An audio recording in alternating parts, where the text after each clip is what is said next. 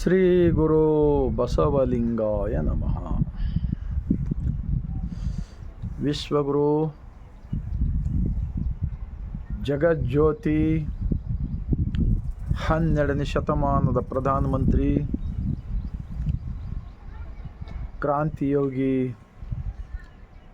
ಸಕಲ ಜೀವಾತ್ಮರಿಗೆ ಲೇಸನ್ನೇ ಬಯಸಿದ ಅನುಭವ ಮಂಟಪದ ಮೂಲಕ ಇಡೀ ಬ್ರಹ್ಮಾಂಡದ ಕುರುಹು ಆದ ಸೃಷ್ಟಿಕರ್ತನ ಲಾಂಛನ ಇಷ್ಟಲಿಂಗವನ್ನು ಕೊಡುವುದರ ಮೂಲಕ ಲಿಂಗ ಆಯತ ಧರ್ಮ ಸ್ಥಾಪಕರು ಆಗಿರ್ತಕ್ಕಂತಹ ಮಹಾತ್ಮ ಬಸವಣ್ಣನವರು ಸ್ಥಾಪಿಸಿದ ವಿಶ್ವ ಸಂವಿಧಾನದ ನಾಯಕರು.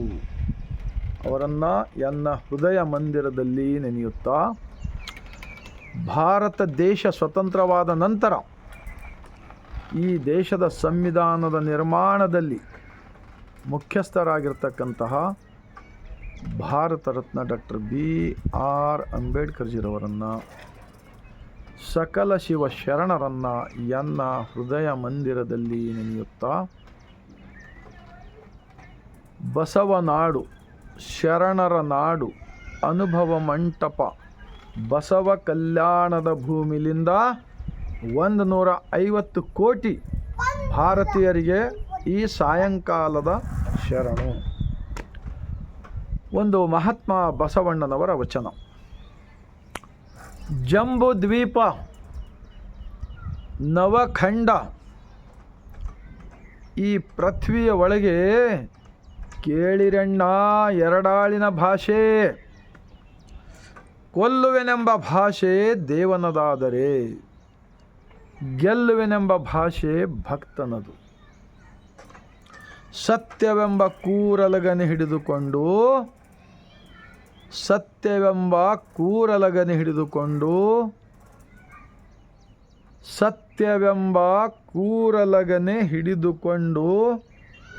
ಸದ್ಭಕ್ತರು ಗೆದ್ದರು ಕಾಣ ಕೂಡಲ ಸಂಗಮದೇವ. ಇಂಥ ಒಂದು ಮಹಾನ್ ವಿಚಾರ ಕೊಟ್ಟಿರ್ತಕ್ಕಂಥ ಜಗತ್ತಿನ ಮೊಟ್ಟ ಮೊದಲನೇ ಪ್ರಜಾಪ್ರಭುತ್ವದ ಕೇಂದ್ರ ಅನುಭವ ಮಂಟಪ ಪಾರ್ಲಿಮೆಂಟ್ ಭೂಮಿಯ ಮೇಲೆ ಇವತ್ತ ಬಸವಣ್ಣನವರ ಶರಣರ ವಿಚಾರಗಳನ್ನು ತಿರುಚಿ ಹಾಳು ಮಾಡುವ ಉದ್ದೇಶದಿಂದ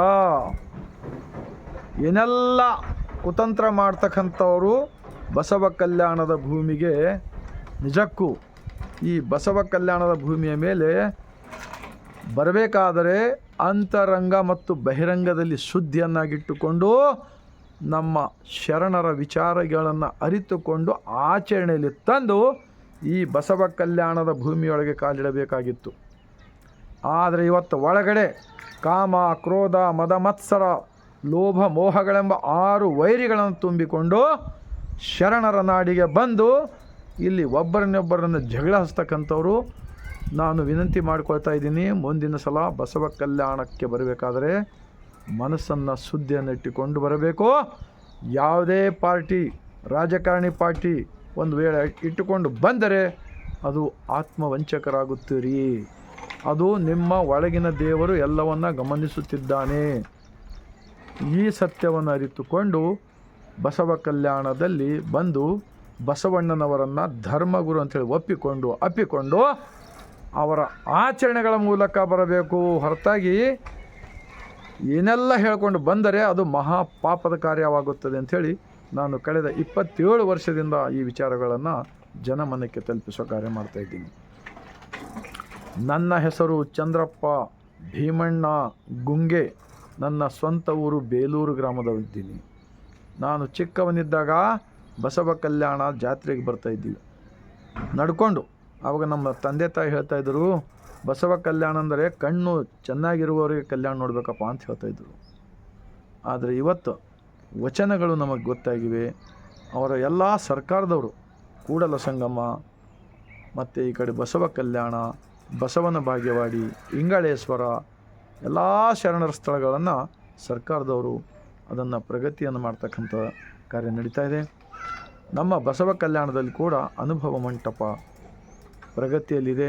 ಕೆಲವು ದಿವಸಗಳಲ್ಲಿ ಉದ್ಘಾಟನೆ ಆಗಲಿದೆ. ಈ ಉದ್ಘಾಟನೆಗಿಂತ ಮುಂಚೆ ಬಸವ ಕಲ್ಯಾಣದಲ್ಲಿ ಕಾಲಿಡಬೇಕಾದರೆ ಜಾತೀಯತೆ, ಮೇಲು ಕೀಳು, ಭೇದ ಭಾವ, ಈ ದರೋಡೆ, ಈ ಇನ್ನೊಬ್ಬರನ್ನು ಭಯಪಡಿಸ್ತಕ್ಕಂಥದ್ದು, ಮನುಷ್ಯರ ಜೊತೆ ಜಗಳ ಹಚ್ತಕ್ಕಂಥವ್ರು ಈ ಭೂಮಿ ಮೇಲೆ ಕಾಲು ಇಡಬಾರದು. ಅದು ಯಾರು ಹೇಳಿದ್ದಾರೆ ಅಂದರೆ ಅಕ್ಕ ಮಹಾದೇವಿಯರವರು ಹೇಳಿದ್ದಾರೆ. ಕಲ್ಯಾಣವೆಂಬುದಿನ್ನಾರಿಗೆ ಹೋಗಬಾರದಯ್ಯ, ಒಳಗೂ ಹೊರಗೂ ಶುದ್ಧವಿಲ್ಲದವನಿಗೆ ಕಲ್ಯಾಣದಡಿ ಕಾಲಿಡಬಾರದು ಅಂತ ಹೇಳಿದರು. ಏನು ಅವತ್ತು ಮಾತೆ ಮಹಾದೇವಿಯರವರು ಪಾಪ ಬಿಚಾರಿ ಎಷ್ಟೊಂದು ಒಂದು ಹೆಣ್ಮಗಳಾಗಿ ಪ್ರಚಾರ ಮಾಡಿದ್ರು.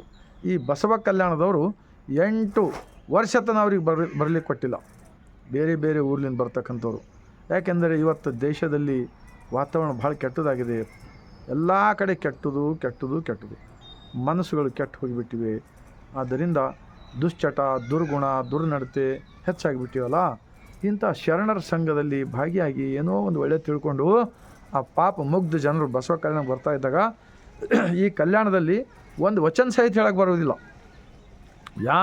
ಎಷ್ಟೋ ಜನರು ಎದಿ ಮೇಲೆ ಇಷ್ಟಲಿಂಗ ಇಲ್ಲ, ಕಲ್ಯಾಣಕ್ಕೆ ಅವ್ರಿಗೆ ಬರಗುಡಲ್ಲ ಅಂತೇಳಿ ಜಗಳ ಮಾಡ್ತಾಯಿದ್ರು. ಈಗೇನು ನಡೀತಾ ಇದೆ ಕಲ್ಯಾಣದಲ್ಲಿ? ಯಾಕೆ ಬಸವ ಕಲ್ಯಾಣದವ್ರು ಎಲ್ಲರೂ ಸುಮ್ಮನೆ ಕುಂತಿದ್ದೀರಿ? ಇದು ಯಾಕೆ ನೋವಾಗ್ತಾಯಿದೆ ಅಂದರೆ 2005ನೇ ಇಸ್ವಿಕ್ಕಿಂತ ಮುಂಚೆ ನಾವು ರಾಜೇಶ್ವರದಲ್ಲಿ ಡ್ಯೂಟಿ ಮಾಡ್ತಕ್ಕಂಥ ಸಂದರ್ಭದಲ್ಲಿ ಅಲ್ಲೆಲ್ಲ ಕಡೆ ಪ್ರಚಾರ ಮಾಡ್ತಾಯಿದ್ದೀವಿ. ಅಲ್ಲಿಂದ ಬಸವ ಕಲ್ಯಾಣಕ್ಕೆ ಬಂದಾಗ ಇಲ್ಲಿ ಒಬ್ಬರು ಕೂಡ ಶರಣಾರ್ಥಿ ಎಂಬವ್ರು ಸಿಗ್ತಾ ಇದ್ದಿಲ್ಲ. ನಾನು ಯಾಕಪ್ಪ ಇಲ್ಲಿ ನಂಗೆ ಮನಸ್ಸು ಬರ್ತಾಯಿಲ್ಲ ಅಂಥೇಳಿ ನಾನು ಮನೆಗಳಲ್ಲಿ ಬಸವ ಜ್ಯೋತಿ ಕಾರ್ಯಕ್ರಮ ಶುರು ಮಾಡಿದ್ದೀವಿ 2005ನೇ ಇಸ್ವಿದಾಗ. ಆ ನಂತರ 400 ಮನೆಗಳಲ್ಲಿ ಬಸವ ಜ್ಯೋತಿ, ಶರಣರ ವಚನಗಳು, ಚಿಕ್ಕ ಮಕ್ಕಳಿಗೆ ಇಂಥ ವಚನಗಳನ್ನು ತಿಳಿಸ್ಲಾಗಲಿ, ಇವು ಅನುಭವ ಹೇಳ್ತಕ್ಕಂಥದ್ದು. ಅದ್ರ ಜೊತೆ ನಾವು ಶುದ್ಧ ಆಗಬೇಕು, ಇನ್ನೊಬ್ಬರು ಒಳ್ಳೆಯದಾಗಲಪ್ಪ, ನಮ್ಮಲ್ಲಿರ್ತಕ್ಕಂಥ ಕೆಟ್ಟದೆಲ್ಲ ಹೋಲಿ ಅಂಥೇಳಿ ನಾವು ಮಾಡಿದ್ದೀವಿ. ಇವತ್ತು ನಮ್ಗೆ ಎಷ್ಟು ನೋವಾಗ್ತಾಯಿದೆ. ಈ ಬಸವ ಕಲ್ಯಾಣದಲ್ಲಿ ಏನೇನು ನಡೀತಾ ಇದೆ? ಬಸವಣ್ಣನ ಒಂದೇ ಒಂದು ವಚನ ಸರಿಯಾಗಿ ಹೇಳ್ತಾ ಇಲ್ಲ, ಅವರ ಸಂಸ್ಕಾರವೇ ಇಲ್ಲ. ಮತ್ತು ಎಲ್ಲವೂ ಕೂಡ ಈ ಸರ್ಕಾರ ಕಾನೂನದವ್ರು ಕೂಡ ಉಲ್ಟಾ ಪಲ್ಟಾ ಮಾಡಿ ಏನೇನೋ ಆದೇಶ ಕೊಡ್ತಕ್ಕಂಥದ್ದು ಮಾಡಬಾರ್ದು. ಬಸವಣ್ಣನವರು ಸ್ಥಾಪಿಸಿದ ಧರ್ಮ ಅನುಭವ ಮಂಟಪದ ಧರ್ಮ, ಸರ್ವ ಸಮಾನತೆಯ ಧರ್ಮ, ಸಕಲ ಜೀವಾತ್ಮರಿಗೆ ಒಂದೇ ಒಂದು ದೇವಾಲಯ, ಅದು ಕಂಬವಿಲ್ಲದ ದೇವಾಲಯ, ಎಲ್ಲರ ಒಳಗೆ ಒಬ್ಬನೇ ದೇವರು, ಎಲ್ಲರಿಗೆ ಒಂದೇ ದೇವಾಲಯ. ಈ ಸತ್ಯವನ್ನು ವಚನಗಳಲ್ಲಿ ಬರೆದು ಇರುತ್ತವೆ. ಇಂತಹ ವಿರುದ್ಧವಾಗಿ ಜಗಳ ಹಚ್ತಕ್ಕಂಥದ್ದು ನೋಡಿದರೆ ಇಲ್ಲಿ ಏನೋ ಒಳಗಡೆಯನ್ನು ಕೆಟ್ಟ ಮನಸ್ಸಿಟ್ಕೊಂಡು ಬಸವ ಕಲ್ಯಾಣಕ್ಕೆ ಈ ಥರ ಬರಬಾರ್ದು. ಬರಬೇಕಾದರೆ ಶುದ್ಧ ಮನಸ್ಸನ್ನು ಇಟ್ಕೊಂಡು ಬಂದು ಇಲ್ಲಿನವರು ಎಲ್ಲ ಜನಗಳ ಮೆಚ್ಚಬೇಕು, ಮನ ಮೆಚ್ಚಬೇಕು, ಅಂತರಂಗದ ಮನ ಮೆಚ್ಚಬೇಕು, ಜನ ಮೆಚ್ಚಬೇಕು ಅಂತ ಹೇಳ್ತಾರೆ ನಮ್ಮ ಶರಣರು. ವೀರ ವ್ರತ ಭಕ್ತನೆಂದು ಹೊಗಳಿಕೊಂಬಿರಯ್ಯ, ವೀರನಾದರೆ ವೈರಿಗಳು ಮೆಚ್ಚಬೇಕು, ವ್ರತನಾದರೆ ಅಂಗನೆಯರು ಮೆಚ್ಚಬೇಕು, ಭಕ್ತನಾದರೆ ಜಂಗಮ ಮೆಚ್ಚಬೇಕು. ಈ ನುಡಿ ಒಳಗೆ ತನ್ನ ಬಗೀರೆ ಬೇಡಿದ ಪದವಿಯನ್ನು ಕೊಡುವನು ನಮ್ಮ ಕೂಡಲ ಸಂಗಮ ದೇವ. ಸಿಗುತ್ತದೆ, ಎಲ್ಲವೂ ಸಿಗುತ್ತದೆ, ಕಷ್ಟಪಟ್ಟು ದುಡಿಬೇಕಾಗುತ್ತದೆ, ಅದರಿಂದ ಬಂದಿದೆ ಸೃಷ್ಟಿಕರ್ತನ ಪ್ರಸಾದವೆಂದು ನಂಬಿದ್ದಾರೆ.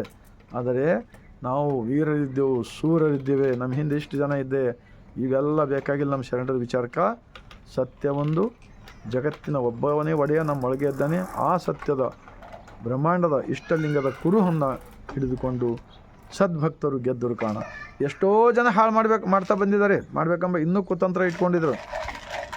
893 ವರ್ಷ ಕಳೆದು ಹೋದರೂ ಕೂಡ ಇನ್ನೂ ಶರಣರ ವಚನಗಳು ಜೀವಂತವಾಗಿವೆ. ಆ ವಚನಗಳಲ್ಲಿ ಶರಣರು ಜೀವಂತವಾಗಿದ್ದಾರೆ ಅಂಥೇಳಿ ನಾನು ಎದೆ ತಟ್ಟಿ ಹೇಳಲು ಬಯಸುತ್ತೇನೆ. ಇಷ್ಟು ನಾನು ಹೇಳುತ್ತಾ, ನಮಗೆ ಬಸವ ಕಲ್ಯಾಣ ಅಂದರೆ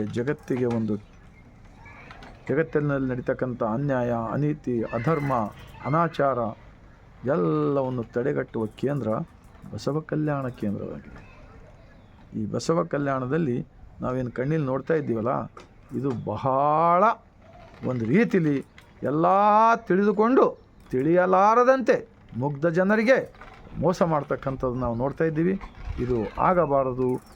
ಆಗಬಾರದು ಎಂದು ನಾನು ವಿನಂತಿಸಿಕೊಳ್ತಾ ಈ ವಚನದ ವಿಡಿಯೋ ತಮ್ಮೆಲ್ಲರ ಹೃದಯವಿದ್ದರೆ ತಟ್ಟಿದೆ. ಆದರೆ 150 ಕೋಟಿ ಭಾರತೀಯರಿಗೆ ಈ ವಚನದ ವಿಡಿಯೋ ತಲುಪುವ ಕಾರ್ಯ ನೀವೆಲ್ಲರೂ ಮಾಡಿದ್ದೇ. ಆದರೆ ನಿಜಕ್ಕೂ ನಾವು ಎಷ್ಟು ದಿವಸ ಬದುಕ್ತೇವೆ ಅನ್ನೋದು ಮುಖ್ಯ ಅಲ್ಲ, ಲೇಷನಿಸಿಕೊಂಡು ಒಂದೇ ದಿನ ಬದುಕಿದರೆ ಸಾಲದೆ ಎಂದು ಹೇಳ್ತಾರೆ ನಮ್ಮ ಅಂದಿನ ಪ್ರಧಾನಮಂತ್ರಿ ಮಹಾತ್ಮ ಬಸವಣ್ಣನವರು.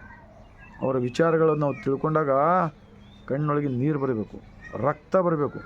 ಆದರೆ ಏನು ಮಾಡ್ತಾಯಿದ್ದಾರಪ್ಪ, ನಿಜಕ್ಕೂ ಇಷ್ಟು ನನ್ನ ಆ ಶರಣರು ನುಡಿಸಿದ ವಚನಗಳು ನನ್ನ ಒಳಗೆ ಸೇರಿ ನನ್ನ ಜೀವನಕ್ಕೆ ಒಂದು ಬದಲಾವಣೆ ತಂದಿರತಕ್ಕಂಥ ಅದೇ ವಚನಗಳ ಭಾವನೆ ನಾನು ನಿಮ್ಮೆಲ್ಲ ಎದುರು ಇಟ್ಟಿದ್ದೇನೆ. ಇನ್ನು ಮುಂದೆ ಬಸವ ಕಲ್ಯಾಣದಲ್ಲಿ ಏನೋ ಒಂದು ಕೆಟ್ಟದ ಮನಸ್ಸಿನಾಗ ಇಟ್ಕೊಂಡು ಬರಬಾರ್ದು, ಯಾರೇ ಬರಬಾರ್ದು, ಅವ್ರಿಗೆ ಎಂದಿಗೂ ಮುಕ್ತಿ ಸಿಗುವುದಿಲ್ಲ ಎಂದು ಹೇಳುತ್ತಾ ಮುಂದಿನ ದಿನಗಳಲ್ಲಿ ನಮಗೆ ಯಾವ ತೀರ್ಥಕ್ಷೇತ್ರ, ಆ ಕ್ಷೇತ್ರ, ಈ ಕ್ಷೇತ್ರ ಎಲ್ಲಿಗೂ ಹೋಗೋದು ಬೇಕಾಗಿಲ್ಲ. ಯಾಕಂದರೆ ನಾ ಹೇಳ್ತಾ ಇಲ್ಲ, ವಚನಗಳು ಹೇಳ್ತವೆ. ನಾವು ಎಲ್ಲಿ ಇದ್ದೀವಿ ಅಲ್ಲಿ ನಮ್ಮ ಜೊತೆಯೇ ಜಗದೀಶ ಇದ್ದಾನೆ. ವಚನಗಳನ್ನು ಓದಬೇಕು, ಅರ್ಥ ಮಾಡಿಕೊಳ್ಳೋಣ. ನಮ್ಮೊಳಗೂ ಕೂಡ ಏನೆಲ್ಲ ತಪ್ಪಿದ್ದರೆ ನಾವು ತಿದ್ದಿಕೊಂಡು ಬದುಕೋಣ.